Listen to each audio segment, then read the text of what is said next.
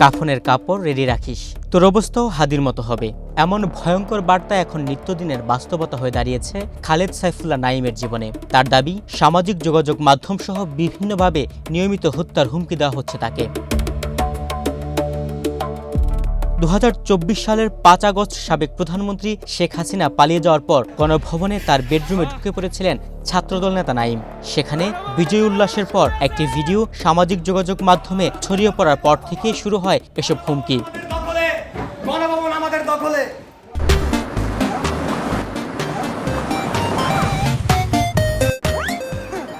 যদি আপনি আমার মৃত্যুর হুমকি হিসাব করেন যে সেক্ষেত্রে আমি কয়েক হাজার, 5,000 প্লাস। আমার প্রত্যেকটা ইন্টারভিউতে যদি আমি যতগুলো ইন্টারভিউ দিয়েছি, যদি ওখানে যে 5,000 কমেন্ট থাকে, তার মধ্যে 3,000 ফ্যাসিবাদ এবং ফ্যাসিবাদের দোসর এবং গুপ্তদের আমি কমেন্ট দেখি। 2024 সালের 5 আগস্টের পর ব্যাপকভাবে ছড়িয়ে পড়া ওই ভিডিওতে নাঈমকে বলতে শোনা যায়, গণভবন আমাদের দখলে। এরপর থেকে বিভিন্ন মাধ্যমে তাকে হত্যার হুমকি দেওয়া হচ্ছে বলে তার অভিযোগ। আমি যেহেতু জুলাই যোদ্ধা ছিলাম, আমি রাজপথে ছিলাম, আমি একজন জুলুমবাজের বিরুদ্ধে আমি তার রুমে প্রবেশ করে আমি তার খাটে শুয়ে পায়ের উপর পা দিয়ে বিজয় উদযাপন করেছি। দেখুন একটা বিপ্লবীর ভাষা হয় কি। আমি তার বিছানায় উঠেছি, আমি পায়ের উপর পা দিয়েছি, আমি ক্ষোভ প্রকাশ করেছি, আমি বিজয় উল্লাস করেছি, আমি বলেছি গণভবন আমাদের দখলে।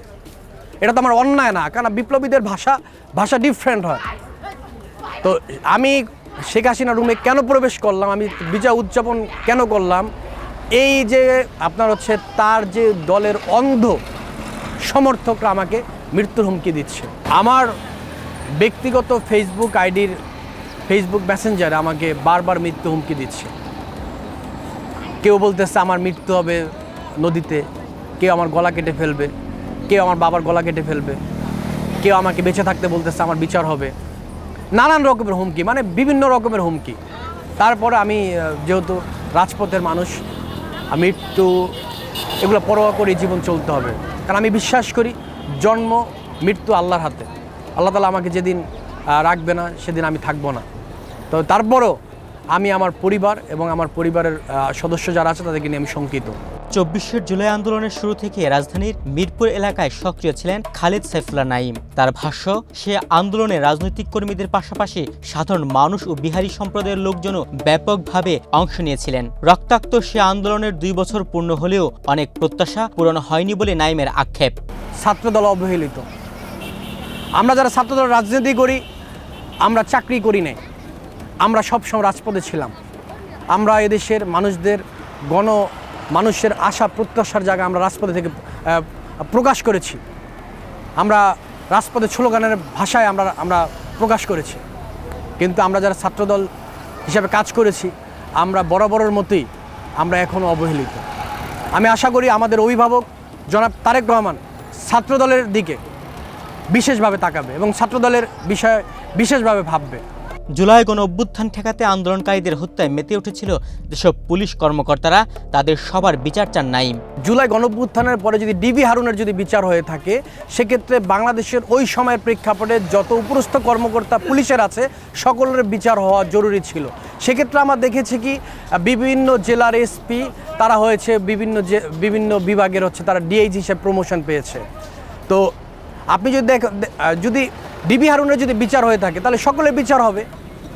তা আমরা সেক্ষেত্রে যারা জুলাই বিরোধী ছিল, যারা জুলাইতে হত্যাযজ্ঞ চালিয়েছে, আমরা তাদের বিচার না করে তাদেরকে আমরা পুরস্কৃত করেছি। শুধু নাঈম নন, সে আন্দোলনে সক্রিয় ছিলেন তার আপন 2 ভাই, নেতৃত্বে ছিলেন ছোট ভাই হাসিব। জুলাই গণঅভ্যুত্থানে বৃহত্তর মিরপুর ওর নেতৃত্বে আমরা রাজপথে ছিলাম এবং আমার ছোট ভাই নেতৃত্বে 18 জুলাই থেকে শুরু করে 5 আগস্ট পর্যন্ত আমার ছোট ভাইয়ের নেতৃত্বে আমি একজন ভাগ্যবান বড় ভাই, যেই বড় ভাই তার মেজো ভাইয়ের নেতৃত্বে সে রাজপথে ছিল। আমার ছোট ভাই 3 অক্টোবর 2025 সালে ও সম্ভাব্য ভিপি প্রার্থী ছিল জগন্নাথ বিশ্ববিদ্যালয় ছাত্রদলের এবং বাংলাদেশ ছাত্রদলের একজন পরিচিত মুখ ছিল।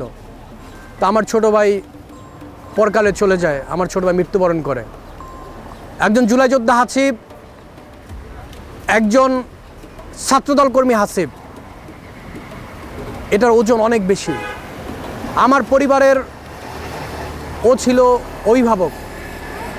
আমার ছোট ভাইয়ের পরামর্শ নিয়ে আমি রাজপথে চলতাম, আমার ছোট ভাইয়ের পরামর্শ নিয়ে আমি রাজনীতিতে এসেছি। সে সাথে জুলাই আন্দোলনে অংশ নেওয়া প্রত্যেকের যথাযথ মূল্যায়ন ও নিরাপত্তা নিশ্চিত করতে সরকারের প্রতি আহ্বান জানিয়েছেন ছাত্রদল নেতা খালেদ সাইফুল্লাহ নাঈম। তুহিন ভুইয়া, বাংলাদেশ প্রতিদিন।